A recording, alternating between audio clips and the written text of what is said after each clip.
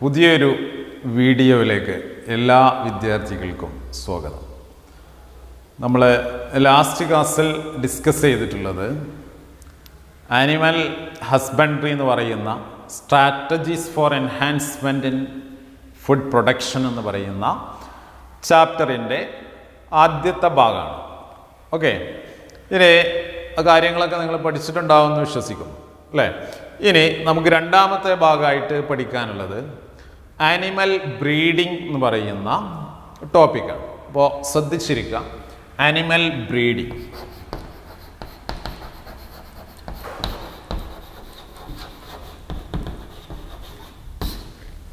Animal breeding. അപ്പോൾ എന്താണ് breed? അപ്പോൾ ബ്രീഡ് എന്ന് നമ്മൾ കേൾക്കുമ്പോൾ എന്താണ്? Cross between different mail and female animals അല്ലേ?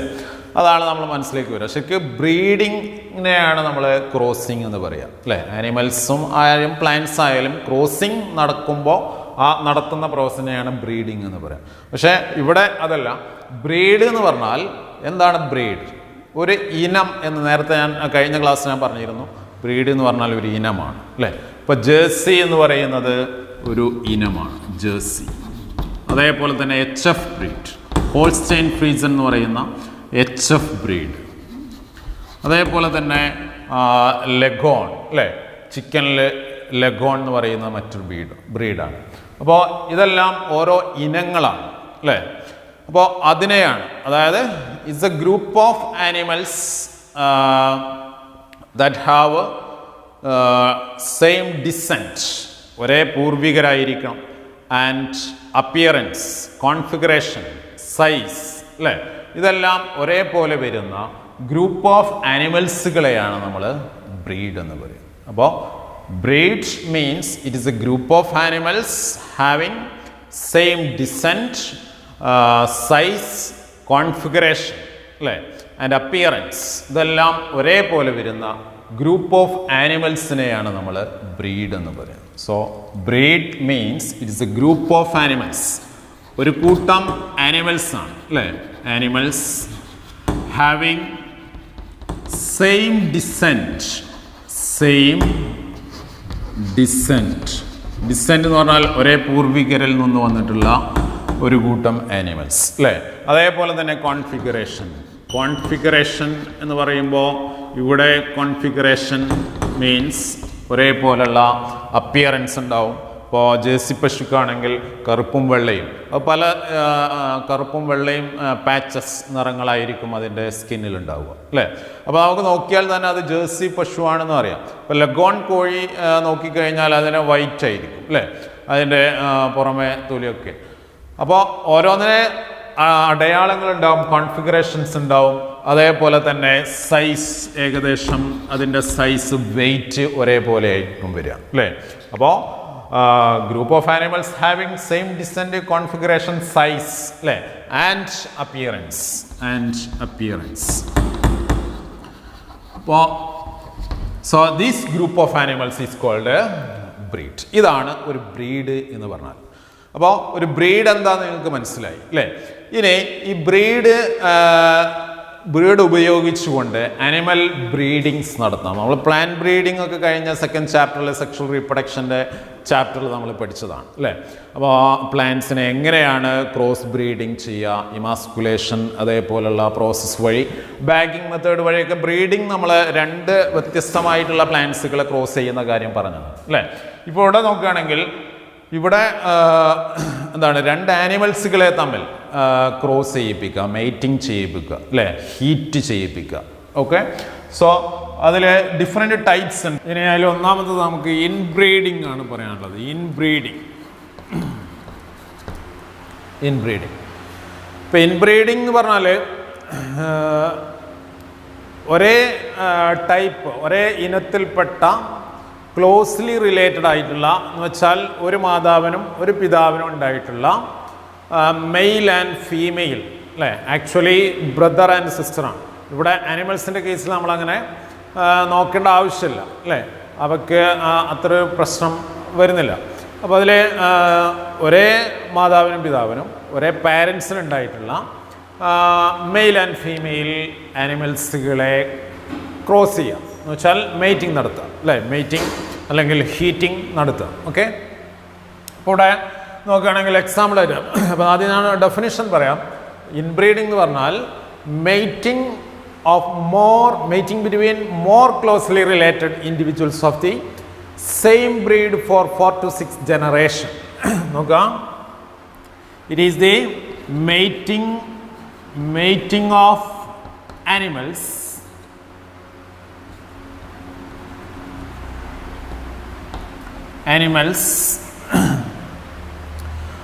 mating of closely related animals ആണ്. closely related individuals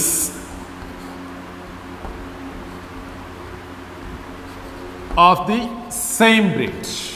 Individuals of the same breed. Closely related individuals of the same breed for 4 to 6 generations. 4 to 6 generation. Okay, ഇതാണ് inbreeding എന്ന് പറഞ്ഞത്. Inbreeding എന്ന് പറഞ്ഞാൽ ഒരേ more closely related എന്നാണ്. More closely related ആയിട്ടുള്ള individuals എന്ന് വെച്ചാൽ ഒരു മാതാവിനും ഒരു പിതാവിനും അല്ലേ, ഒരു പാരൻസിനുണ്ടായിട്ടുള്ള ഇൻഡിവിജ്വൽസുകളെ ഇൻഡിവിജ്വൽസ് എന്ന് വെച്ചാൽ ആനിമൽസുകളെ എന്ത് ചെയ്യുന്നു, മെയ്റ്റിംഗ് നടത്തുന്നു. ഒരേ ബ്രീഡാണ്.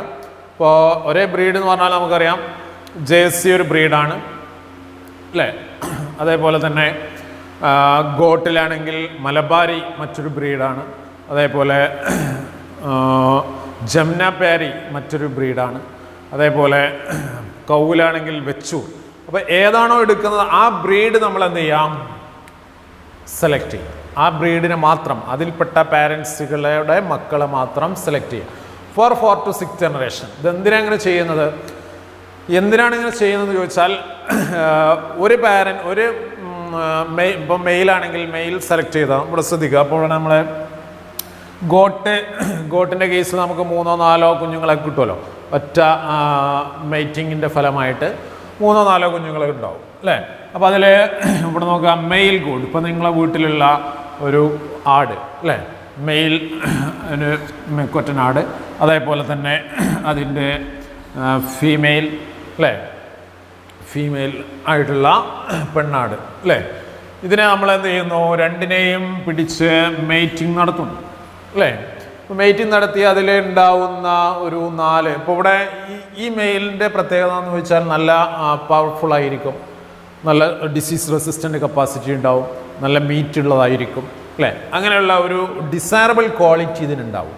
അതേപോലെ തന്നെ ഫീമെയിൽസിൻ്റെ കേസിലും നോക്കുകയാണെങ്കിൽ ഫീമെയിലിന് നല്ല മിൽക്ക് പ്രൊഡ്യൂസ് ചെയ്യാനുള്ള കപ്പാസിറ്റി ഉണ്ടാവും. അങ്ങനെയുള്ള 2 ഡിസൈറബിൾ ക്യാരക്ടേഴ്സുകൾ ഒരു സിംഗിൾ ഓസ്പ്രിങ്സിലേക്ക് കൊണ്ടുവരാൻ വേണ്ടിയിട്ടാണ് നമ്മൾ ഇൻബ്രീഡിങ് ചെയ്യുന്നത്. മനസ്സിലായില്ലേ? അപ്പോൾ 4 to 6 ജനറേഷൻ എന്താണെന്നാണ് ഞാൻ പറയുന്നത്. അപ്പോൾ ഇത് ഒരു ജനറേഷനാണ്. ഇതിലുണ്ടായിട്ടുള്ള, ഇപ്പോൾ എക്സാമ്പിളായിട്ട് പറഞ്ഞാൽ ഇവിടെ ഒരു 4 ഓസ്പ്രിങ്സ് ഉണ്ടായി, 4 ആടും കുഞ്ഞുങ്ങളുണ്ടായി എന്ന് വിചാരിക്കാം. അതിൽ 2 മെയിലും 2 ഫീമെയിലുമാണെന്ന് വിചാരിക്കാം. മനസ്സിലായല്ലോ? അപ്പോൾ ഇവിടെ ഈ 4 1 തീറ്റ കുറവാണ്, പക്ഷെ ആരോഗ്യമൊക്കെ വളരെ വീക്കാണ്. അതേപോലെ തന്നെ ഫീമെയിൽസിൽ 2 ഒന്നിനും വളരെ വലിയൊരു മിൽക്ക് പ്രൊട്ടക്ഷൻസ് ഒന്നുമില്ല. അതിനെ വളർത്തി നോക്കുമ്പോൾ കർഷകർക്ക് അറിയാം ഏതിനാണ് നല്ല ഒരു കപ്പാസിറ്റി ഉള്ള, നല്ല പവർഫുള്ളായിട്ടുള്ള. നമുക്കിപ്പോൾ 4 കുട്ടികൾ മനുഷ്യന്മാർക്ക് തന്നെ 4 പേരുണ്ടാവുകയാണെങ്കിൽ 4 ആളും 4 വ്യത്യസ്തമായിരിക്കുമല്ലോ അല്ലേ. അപ്പോൾ അതേപോലെ തന്നെ ഇവിടെ നമ്മൾ പവർഫുള്ളായിട്ടുള്ള നല്ല കപ്പാസിറ്റി ഉള്ള 2 വീണ്ടും സെലക്ട് ചെയ്യും. അപ്പോൾ ഇവിടെ ഈ മെയിലിനെ എടുത്തും ഇവിടെ ഈ ഫീമെയിലിനെ എടുത്തു, അതിനെ 2 ക്രോസ് ചെയ്തു. ഈ ക്രോസ് ചെയ്തത് മെയ്റ്റിംഗ് നടത്തിയതിൻ്റെ ഫലമായിട്ട് അതിൽ നിന്നുണ്ടായിട്ടുള്ള കുഞ്ഞുങ്ങൾ അല്ലേ, അതിലൊരു 4 ഉണ്ടായി എന്ന് വിചാരിക്കാം. ഇതേപോലെ തന്നെ 2 മെയിലും 2 ഫീമെയിലും. ഇതിലും ഇതുപോലെ തന്നെ 2 വീക്കാണ്, ബാക്കി ശക്തിയുള്ള അല്ലെങ്കിൽ ഹൈ മിൽക്ക് പ്രൊഡ്യൂസ് ചെയ്യുന്ന 2 വീണ്ടും നമ്മൾ സെലക്ട് ചെയ്തു. അതിനെ വീണ്ടും മെയ്റ്റിംഗ് നടത്തി, അതിലും കുഞ്ഞുങ്ങളുണ്ടായി. ഓക്കെ, 2 മെയിലും 2 ഫീമെയിലും ഉണ്ടായി. ഇനി ഇതിനെയും നമ്മൾ ഇതിലും ഹെൽത്തി ആയിട്ടുള്ള രണ്ടെണ്ണത്തിനെ സെലക്ട് ചെയ്തു, അതിനെ വീണ്ടും ക്രോസ് ചെയ്തു. ഇതിലുണ്ടാവുന്ന ഫീമെയിൽസ് ഒരു പക്ഷേ നല്ല, നേരത്തെ ഞാൻ പറഞ്ഞു ഇതിൻ്റെ ക്വാളിറ്റി എന്ന് പറഞ്ഞത് നല്ല റെസിസ്റ്റൻ്റ് കപ്പാസിറ്റി ഉള്ള ഫീമെയിൽ ആയിരിക്കാം. മെയിലിൻ്റെ റെസിസ്റ്റൻ്റ് കപ്പാസിറ്റി ഫീമെയിൽസ് കിട്ടി. ഫീമെയിൽസിൻ്റെ ഹൈ മിൽക്ക് പ്രൊഡക്ഷൻ കപ്പാസിറ്റി ഉള്ള രണ്ട് കപ്പാസിറ്റിയും ചേർന്നിട്ടുള്ള ഒരെണ്ണത്തിനെ നമുക്കിത് കിട്ടും. അപ്പോൾ 4 to 6 ജനറേഷനിൽ ഇങ്ങനെ മീറ്റിംഗ് നടത്തിയാൽ നമുക്ക് കിട്ടുന്ന ഒരു 4 to 6 ജനറേഷൻ ആകുമ്പോൾ കിട്ടും. അത് കഴിഞ്ഞ് നടത്തി കഴിഞ്ഞാൽ ഒരിക്കലും തന്നെ കിട്ടില്ല. കാരണം കിട്ടുകയാണെങ്കിൽ 4 to 6 ഇടയിൽ ഇത് ജനറേഷൻ എങ്ങനെ മനസ്സിലാക്കുക? ഇത് ഫസ്റ്റ് ജനറേഷൻ അല്ലേ, ഇത് സെക്കൻഡ്, ഇത് തേർഡ്, ഇത് ഫോർത്ത്, ഫിഫ്ത്ത്, സിക്സ്ത്ത് അങ്ങനെ പോകും. ഓക്കെ, അപ്പോൾ ഇവിടെ ഇങ്ങനെ 4 to 6 ജനറേഷനിൽ മെയ്റ്റിംഗ് നടത്തി ക്ലോസ്ലി റിലേറ്റഡ് ആയിട്ടുള്ള ഇൻഡിവിജ്വൽസുകളെ മെയ്റ്റിംഗ് നടത്തി ഉണ്ടാവുന്ന സെയിം ബ്രീഡ്സിൽപ്പെട്ട ക്ലോസ്ലി റിലേറ്റഡ് ആയിട്ടുള്ള ഇൻഡിവിജ്വൽസുകളെ തമ്മിൽ മെയ്റ്റിംഗ് നടത്തി 4 മുതൽ 6 വരെ തലമുറകളിലൂടെ മെയ്റ്റിംഗ് നടത്തുന്ന പ്രോസസ്സിനെയാണ് എന്താ പറയുക, ഇൻബ്രീഡിങ് എന്ന് പറയാം. മനസ്സിലായില്ലേ? ഇൻബ്രീഡിങ്. അപ്പോൾ ഇൻബ്രീഡിങ് ചെയ്യുന്നത് നമ്മൾ സാധാരണ ഗോട്ടിൽ, ഡോഗിലൊക്കെയാണ് ഇത് ചെയ്യുക. കൗവിൽ എന്ന് പറഞ്ഞാൽ ഒരു എന്താണ് ഡെലിവറിയിൽ നമുക്ക് ഒരേ കുഞ്ഞിനെ കിട്ടുള്ളൂ അല്ലേ. അതുകൊണ്ട് തന്നെ ഈ ഒരു പ്രോസസ്സ് ചെയ്യാൻ വേണ്ടി വലിയ ബുദ്ധിമുട്ടായിരിക്കും, കുറേ ടൈം കൺസ്യൂമിങ് ആയിരിക്കും. മനസ്സിലായില്ലേ? അപ്പോൾ ഇവിടെ ഇതിന് അഡ്വാൻറ്റേജസ് ഉണ്ട്, അതേപോലെ തന്നെ ഡിസ്അഡ്വാൻറ്റേജസ് ഉണ്ട്. ഇനി എന്താണ് ഇതിൻ്റെ അഡ്വാൻറ്റേജസ് എന്നാണ് നമ്മൾ ആദ്യം നോക്കുന്നത്. അപ്പോൾ അഡ്വാൻറ്റേജസ്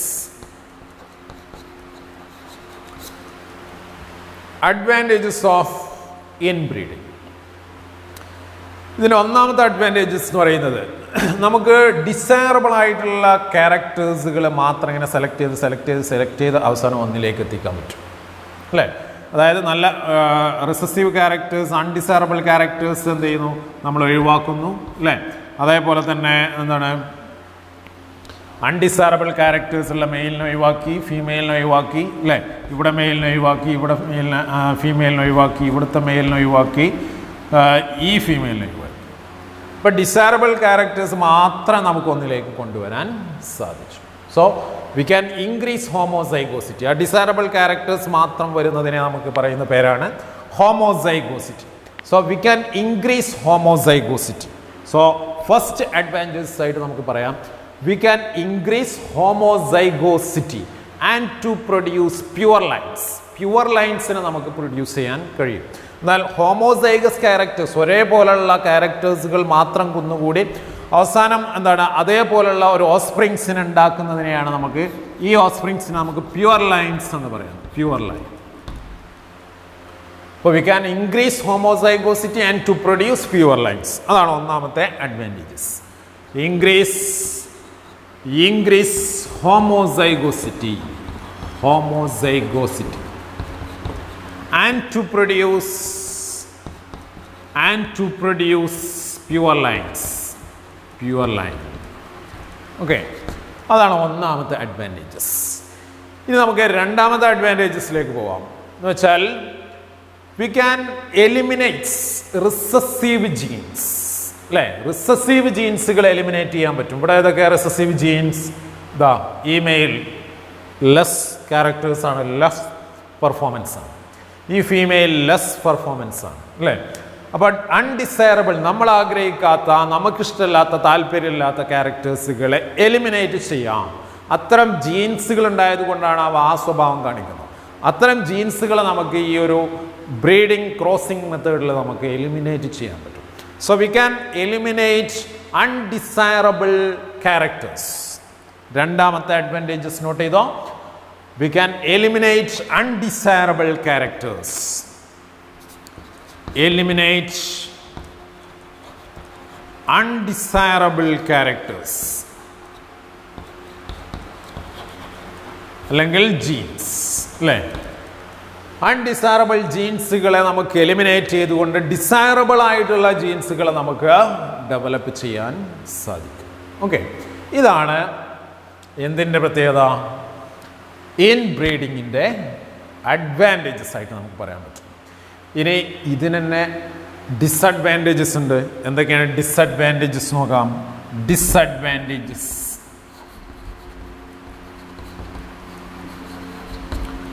ഡിസഡ്വാൻറ്റേജസ് നോക്കുകയാണെങ്കിൽ ഒരൊറ്റ ഡിസഡ്വാൻറ്റേജസ് ആണ് ഇത് നമുക്ക് പറയാനുള്ളത്. ഒന്നാമത്തെ ഡിസഡ്വാൻറ്റേജസ് ആണ് ഇൻബ്രീഡിങ് ഡിപ്രഷൻ.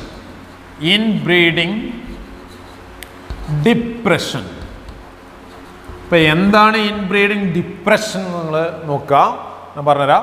അതായത് ഇവിടെ 4 to 6 ജനറേഷൻ നടത്തി കഴിഞ്ഞാൽ ഇതിനപ്പുറത്തേക്ക് 6 ചെയ്തു, നമ്മൾ ഇതേപോലെ 4 ചെയ്തു, 5 ചെയ്തു, 6 ചെയ്തു, 7 ചെയ്തു, 8 ചെയ്തു, അങ്ങനെ ചെയ്തുകൊണ്ടിരിക്കുക. അങ്ങനെ ഇപ്പോൾ 6 കഴിഞ്ഞ് 7, 8 ഒക്കെ എത്തുമ്പോൾ എന്ത് ചെയ്യും, ഇതിലുണ്ടാവുന്ന കുഞ്ഞുങ്ങൾക്ക് അത് മച്ചുറായി കഴിഞ്ഞാൽ അതിന് ഫെർട്ടിലിറ്റി അല്ലെങ്കിൽ even productivity or even fertility may be loss. അതിൻ്റെ പ്രൊഡക്ടിവിറ്റി, ഉൽപാദനശേഷിയും അതേപോലെ തന്നെ ഫെർട്ടിലൈസേഷൻ കപ്പാസിറ്റിയും എന്ത് ചെയ്യും, നശിക്കും, അല്ലെങ്കിൽ റെഡ്യൂസ് ചെയ്യും. ഓക്കെ, ആ ഒരു പ്രോസസ്സിനെയാണ് നമ്മൾ എന്ത് പറയുന്നത്, ഇൻബ്രീഡിങ് ഡിപ്രഷൻ എന്ന് പറയുന്നത്. അപ്പോൾ ഇൻബ്രീഡിങ് ഡിപ്രഷൻ എന്ന് പറഞ്ഞാൽ after 4 to 6 generation the fertility or productivity or even fertility capacity of the organisms may be reduced. So this process is called inbreeding depression. So inbreeding depression എന്ന് പറഞ്ഞാൽ loss of productivity or even fertility of the animals after 4 to 6 generation in the case of inbreeding. So that process is called inbreeding depression. മനസ്സിലായല്ലോ, inbreeding depression എന്താണ് എന്നുള്ളത് ഓർത്തിരിക്കാം. അതേപോലെ തന്നെ ഇൻബ്രീഡിങ്ങിൻ്റെ disadvantages ആണത്, അല്ലേ? അതേപോലെ തന്നെ ഇൻബ്രീഡിങ്ങിൻ്റെ advantages and also what is the definition of inbreeding. ഇത്രയാണ് ഇൻബ്രീഡിങ്ങിൻ്റെ കേസിൽ നമുക്ക് പഠിക്കാനുള്ളത്. മനസ്സിലായല്ലോ, ഒന്നാമത് നമ്മൾ പഠിച്ചു ഇൻബ്രീഡിങ്, രണ്ടാമത്തെ ടൈപ്പാണ് ഔട്ട് ബ്രീഡിങ്. ഔട്ട് ബ്രീഡിങ്ങിൽ ഏകദേശം 3 ടൈപ്പ് ബ്രീഡിംഗ് മെത്തേഡാണ്, ക്രോസിംഗ് മെത്തേഡാണ് വരുന്നത്. മനസ്സിലായില്ലേ? ഇൻബ്രീഡിങ്ങിൽ ഒരൊറ്റ ടൈപ്പാണ് നമ്മൾ പഠിച്ചത്. എന്നാൽ ഔട്ട് ബ്രീഡിങ്ങിൽ 3 തരത്തിലുള്ള ബ്രീഡിംഗ് ക്രോസിംഗ് മെത്തേഡ് ഇതിൽ വരും. എന്ന് വെച്ചാൽ ശ്രദ്ധിച്ചിരിക്കുക, ഇവിടെ ഔട്ട് ബ്രീഡിങ്ങിൽ വരുന്നത് ഒന്നാമത് ഔട്ട് ക്രോസിംഗ് ആണ്, രണ്ടാമത് ക്രോസ് ബ്രീഡിംഗ് ആണ്, മൂന്നാമത് ഇൻ്റർ സ്പെസിഫിക് ഹൈബ്രിഡൈസേഷൻ എന്ന് പറയും. അങ്ങനെ 3 ടൈപ്പാണ് വരിക. അപ്പോൾ ഇവിടെ നമ്മൾ ഇൻബ്രീഡിങ്ങിൽ പറയുകയാണെങ്കിൽ നമ്മളെ വീട്ടിലുള്ള 2 ആടുകൾ, ഒരു മെയില് ഒരു ഫീമെയിൽ, അല്ലേ? അതിലുണ്ടായിട്ടുള്ള കുഞ്ഞുങ്ങളെ അല്ലേ, അങ്ങനെ 3, 4, 5, 6 തലമുറകൾ വരെ നമ്മൾ മേറ്റിംഗ് നടത്തുന്ന പ്രോസസ്സിനെയാണ് നമ്മൾ ഇൻബ്രീഡിങ് എന്ന് പറയും, അല്ലേ? ഇൻബ്രീഡിങ്. എന്നാൽ ഔട്ട് ബ്രീഡിങ്ങിൽ എടുക്കുകയാണെങ്കിൽ നമ്മൾ ഒരേ ഇനത്തിൽപ്പെട്ട സെലക്ട് ചെയ്യും. ഒരേ ഇനത്തിൽപ്പെട്ട എന്ന് പറഞ്ഞാൽ ഇപ്പോൾ ജേഴ്സിൻ്റെ ഇനത്തിൽപ്പെട്ടതാണെങ്കിൽ അതിൻ്റെ മെയിലും ഫീമെയിലിനെയും സെലക്ട് ചെയ്യും. അതേപോലെ തന്നെ ഡിഫറെൻറ്റ് ബ്രീഡ്സുകളെ തമ്മിൽ സെലക്ട് ചെയ്യും. എന്ന് വെച്ചാൽ ജേഴ്സി, അതേപോലെ തന്നെ വെച്ചൂർ കൗ, അല്ലെങ്കിൽ HF ബ്രീഡ്, എന്താ പറയുക, ഹോൾസ്റ്റൻ ഫ്രീസൻ്റെ ബ്രീഡ്, അവയെ തമ്മിൽ സെലക്ട് ചെയ്തിട്ട് മേറ്റിംഗ് നടത്തും. അതല്ലെങ്കിൽ വ്യത്യസ്തമായ സ്പീഷ്യസുകൾ, ഡോങ്കി, അതേപോലെ തന്നെ ഹോസ്, അവയെ തമ്മിൽ ക്രോസ് ചെയ്യും, അല്ലേ? അങ്ങനെ 3 രീതിയിലാണ് ഔട്ട് ബ്രീഡിങ്ങിലെ മേറ്റിംഗ് വരുന്നത്. അപ്പോൾ ഇതിനെ കോമൺ ഡെഫിനിഷനായിട്ട് നമുക്ക് പറയാം. That is mating between unrelated animals of the same breed. Unrelated, അതായത് ബന്ധം അധികമില്ലാത്ത ഇവിടെയുള്ള ഒരാടും അതേപോലെ തന്നെ വയനാട്ടിലുള്ള മറ്റൊരു ഫീമെയിൽ ആടുമായിട്ട് എന്ത് ചെയ്യാം, മേറ്റിംഗ് നടത്തിപ്പിക്കാം. അതാണ് ഔട്ട് ക്രോസിംഗ് എന്ന് പറയുന്നത്. അതേപോലെ തന്നെ ഡിഫറെൻറ്റ് സ്പീഷ്യസുകൾ, അതേപോലെ തന്നെ ഡിഫറെൻറ്റ് ബ്രീഡ്സുകളെ തമ്മിൽ മേറ്റിംഗ് നടത്താം. എന്ന് വെച്ചാൽ ജേഴ്സി പശു, അതേപോലെ തന്നെ HF ബ്രീഡുമായിട്ട് മേറ്റിംഗ് നടത്താം. അതേപോലെ തന്നെ ഡിഫറെൻറ്റ് സ്പീഷ്യസ് എന്ന് വെച്ചാൽ നമുക്കറിയാം ഡോങ്കി ഒരു സ്പീഷ്യസാണ്, ഹോസ് മറ്റൊരു സ്പീഷ്യസാണ്, അല്ലേ? അപ്പോൾ അങ്ങനെ വ്യത്യസ്തമായ സ്പീഷ്യസുകൾ തമ്മിൽ മേറ്റിംഗ് നടത്താം. അതിനെ കോമൺ ആയിട്ട് വിളിക്കുന്ന പേരാണ് ഔട്ട് ബ്രീഡിങ്. അപ്പോൾ mating between unrelated animals of the same breed or mating between different breeds or different species, that is called outbreeding. അപ്പോൾ അതിൽ നമുക്ക് മൂന്നെണ്ണത്തിനെയും വ്യത്യസ്തമായിട്ട് പഠിക്കേണ്ടതുണ്ട്. അതിൽ ഒന്നാമത്തെ നമുക്ക് പഠിക്കാം, that is outcrossing.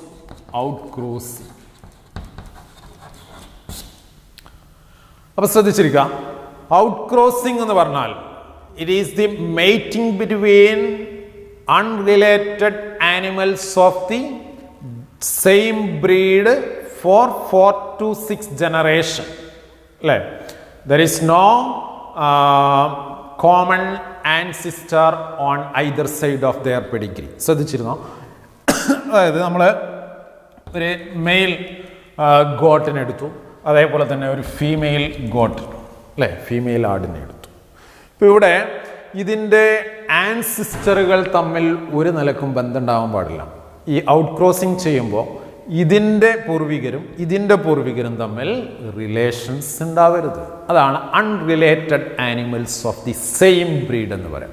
ഇപ്പോൾ നിങ്ങളെ വീട്ടിലുള്ള ഒരു ആട്, അതായത് മെയിൽ ആടാണ് നിങ്ങളെ വീട്ടിലുണ്ട് എന്ന് വിചാരിക്കുക. ഫീമെയിൽ ആടാണ് നിങ്ങളെ വീട്ടിലുള്ളത്.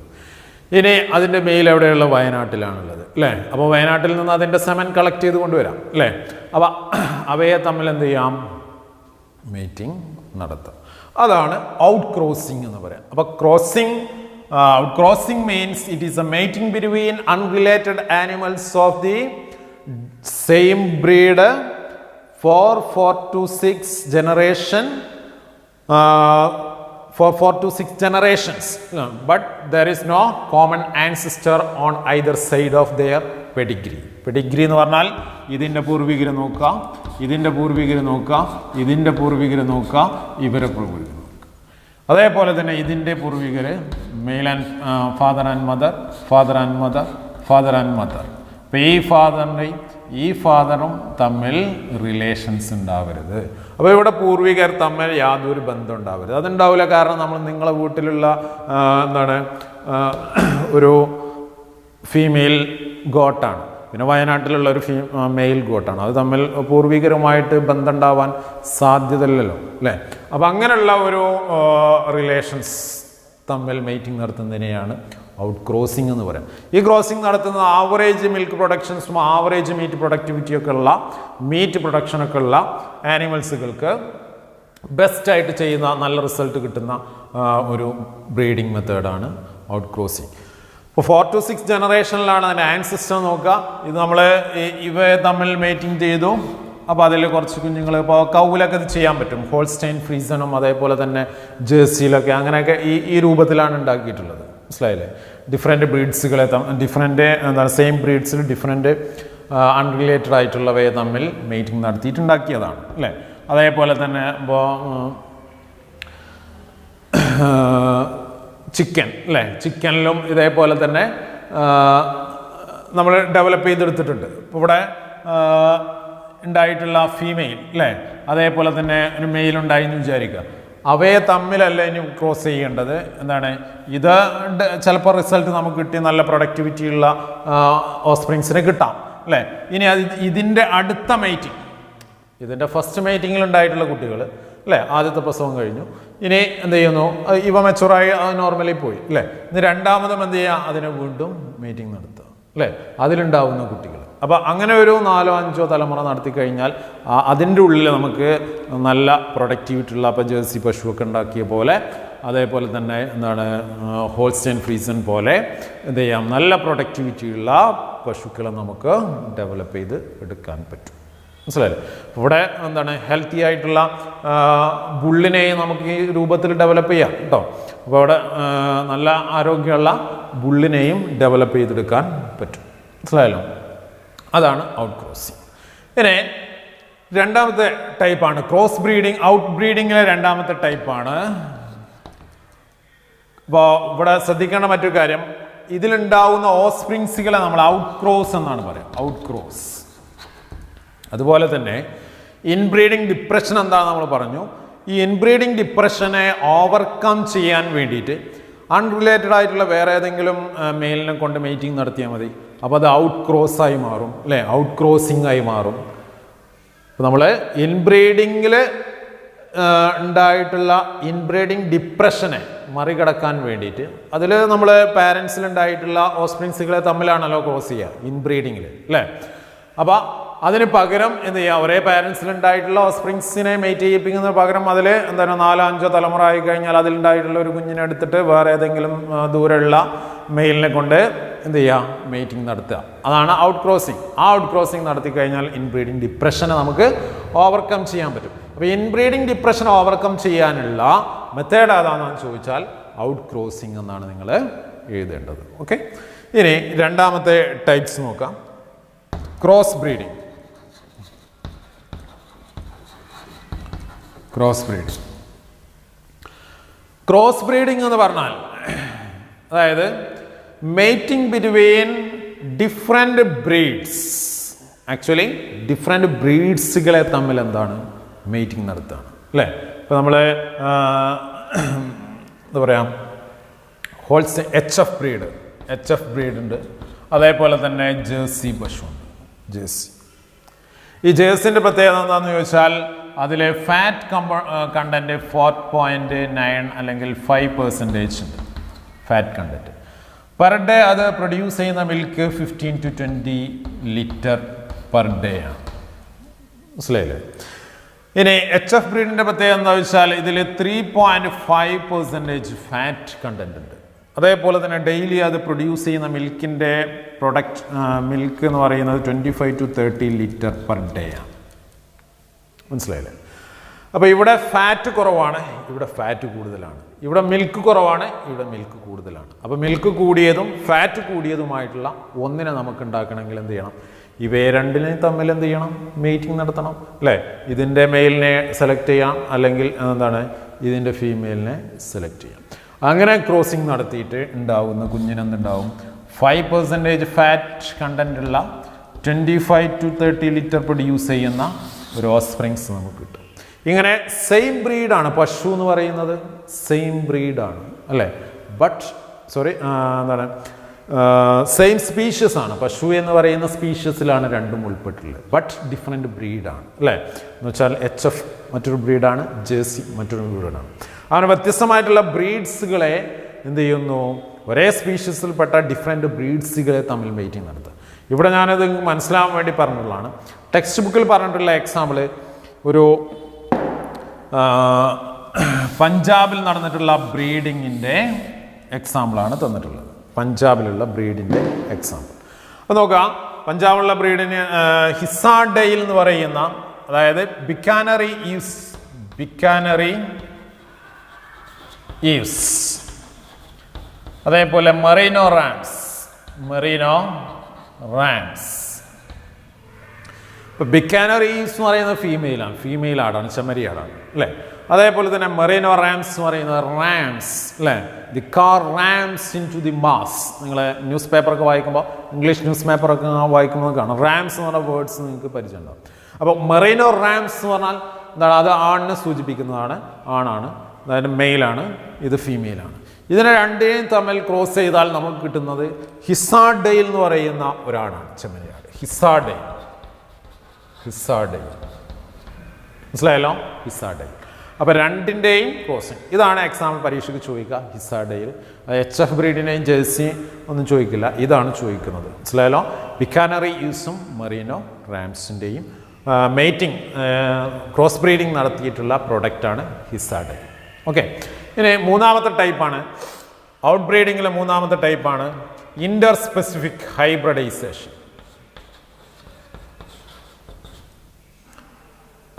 ഇന്റർ സ്പെസിഫിക് ഹൈബ്രിഡൈസേഷൻ എന്ന് പറഞ്ഞാൽ ഇവിടെ നമ്മൾ പറഞ്ഞത് same species but different breeds. ഇവിടെ സെയിം ബ്രീഡ് അല്ലേ. ഔട്ട് ക്രോസിംഗിൽ same breed but no common ancestor. ഇവിടെ ഡിഫറെൻ്റ് ബ്രീഡ് അല്ലേ. ഇനി ഡിഫറെൻ്റ് സ്പീഷ്യസുകൾ തമ്മിലുള്ള മീറ്റിംഗ്, അതായത് ഡോങ്കി, കഴുത അല്ലേ, ഹോസ്, കുതിര, രണ്ടും ഡിഫറെൻ്റ് സ്പീഷ്യസ് ആണ്. ഈ ഡിഫറെൻ്റ് സ്പീഷ്യസുകളെ തമ്മിൽ മീറ്റിംഗ് നടത്തി കിട്ടുന്നതാണ്, അല്ലെങ്കിൽ മീറ്റിംഗ് നടത്തുന്നതിനെയാണ് ഇന്റർ സ്പെസിഫിക് ഹൈബ്രിഡൈസേഷൻ എന്ന് പറയുന്നത്. ഹൈബ്രിഡൈസേഷൻ